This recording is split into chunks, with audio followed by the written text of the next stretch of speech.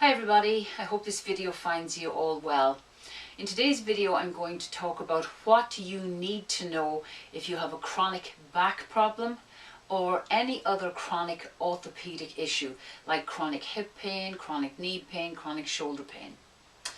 In this video I'm going to explain the approach that one needs to take in order to get resolution for any of these problems, and the approach that a lot of people typically take.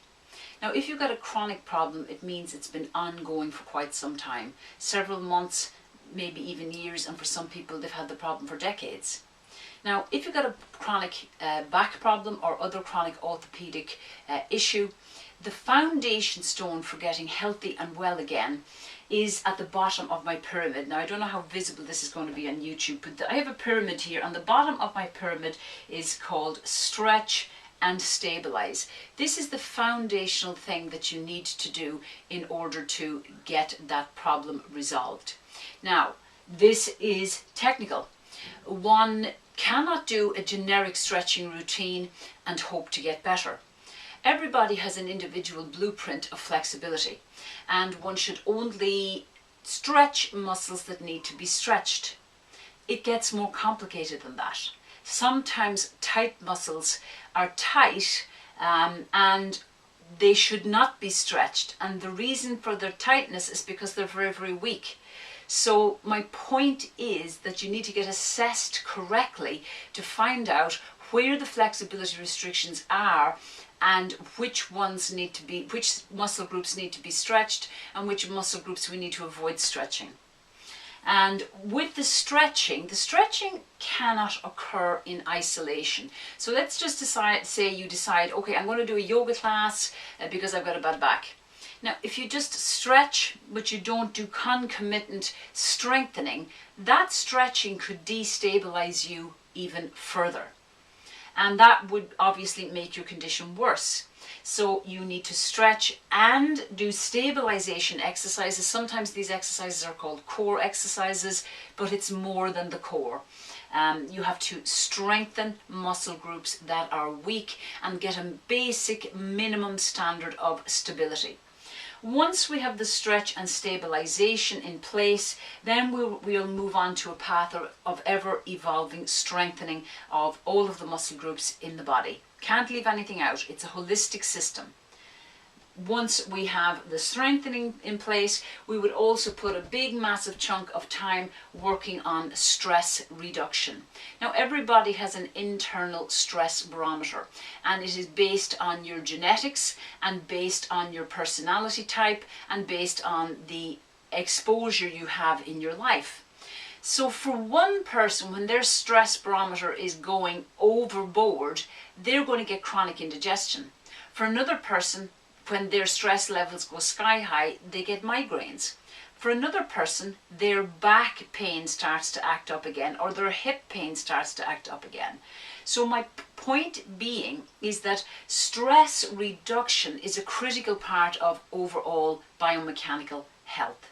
So this needs to be included in any program that's going to resolve a chronic back problem or another chronic orthopedic issue.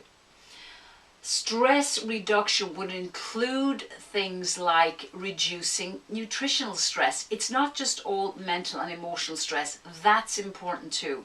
But nutritional stress, I'll give you an example. You're going to be nutritionally stressed if you're eating foods that are pro-inflammatory. Inflammation, basically pain, is a form of inflammation. And if you're eating pro-inflammatory foods like loads of polyunsaturated fatty acids, very highly processed, very highly refined foods, junk foods, that's going to increase inflammation and increase pain and dysfunction in your body. You're going to get nutritional stress if you get dehydrated. People get chronic back problems a lot of the time because they're simply dehydrated all the time. So stress reduction is a must. The body and the mind are like two sides of the same coin. So anything that affects the body affects the mind, and anything that affects the mind affects the body. So if you have a big backlog catalogue of internal turmoil and trauma that has been unresolved, any mental and emotional trauma, it doesn't have to be a big whopping thing. It could be the big T trauma of a very, very stressful childhood, but it could be the small stressors that we've accumulated over the course of a lifetime that weren't resolved. So something like counselling, meditation, prayer, journaling, support from friends or professionals would all come under the banner of stress reduction. This is a critical component of repairing any chronic back problem or any chronic orthopedic issue. Now this is a very curious thing. I've now arrived at the very, very top of my pyramid. This is the smallest piece of my pyramid. The bottom components of my pyramid constitute 90% of what is required to heal your back problem. The top 10% of the pyramid would include what I call supplementary support to help a back problem. I also call this adjunctive therapies. Adjunctive therapies would include things like massage, chiropractic, osteopathy, acupuncture, reflexology, craniosacral therapy. All of these modalities are fantastic in their own right, but they will never make up for foundational procedures. The foundational work is stretch and stabilize with programs that have been individualized for you based on a proper and thorough biomechanical assessment. A strengthening program which will build on what you have done in the stretch and stabilization work. Again, it should be individualized, and you will get those programs from the appropriate professional. Don't try to do it, willy-nilly. Don't make it up on your own. It could only make matters worse in most cases. And then the stress reduction techniques. So 10% chiropractic, osteopathy, and these adjunctive therapies.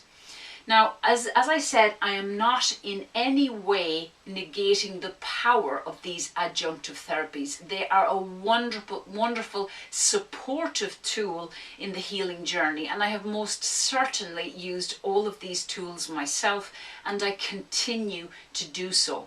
However, these supplementary adjunctive therapies will never take the place of the core foundational tools to heal your spine. What I see in many individuals, especially individuals that have had chronic problems for years and maybe decades, that come to me is they say, Claire, I have tried everything. I have tried Rolfing, I have tried chiropractic, I've tried massage, I've tried physio, I've tried acupuncture, and I still have this terrible back pain or hip pain or whatever the issue is. So what is not understood is the difference between adjunctive or supplementary therapies and the big meat and potatoes foundational tools that are required to get a result. I'll make an analogy. Let's say I was a person who wanted to lose weight, and I decided I am going to take a multivitamin tablet in order to lose weight. How successful will that person be?